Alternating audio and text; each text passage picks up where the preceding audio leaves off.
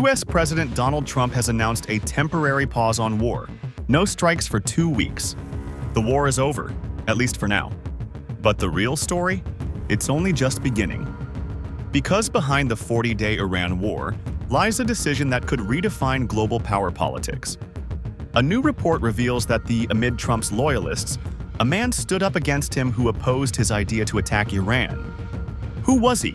And what did he say?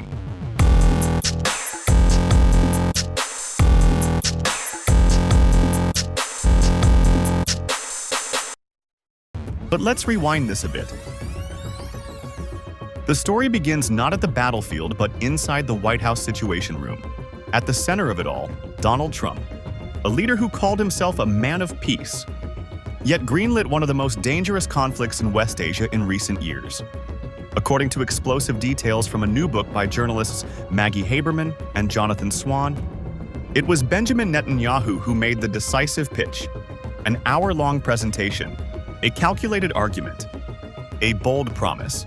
Iran was ripe for regime change. Netanyahu reportedly laid out a near-perfect scenario: a swift strike, a dismantled nuclear program, a controlled Strait of Hormuz, and even internal unrest, helped by Israeli intelligence. In short, a quick victory. But reality had other plans. US saw an opportunity: target Iran's leadership, cripple its military reach. And then there was one voice. One man who said, "Stop." J.D. Vance, the lone dissenter, the only one willing to push back. Vance warned this war would spiral.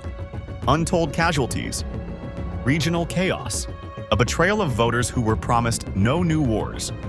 He flagged the risks others ignored: a volatile Iran, a vulnerable Gulf, and a global energy shock if Hormuz was threatened. But perhaps his most chilling warning: that retaliation would be unpredictable and far bigger than expected. Today, that warning feels less like speculation and more like prophecy. Missiles across the Gulf, oil prices surging, a region on edge. Still, despite his objections, Vance ultimately stood by the decision. "You know, I think this is a bad idea, but I'll support you." And just like that, the path to war was set. No major resistance. No internal blockade. Just one dissenting voice, drowned out by momentum. Now, weeks later, a fragile ceasefire is in place. But the consequences? They're still unfolding. In a region where nothing is ever quick and nothing is ever simple.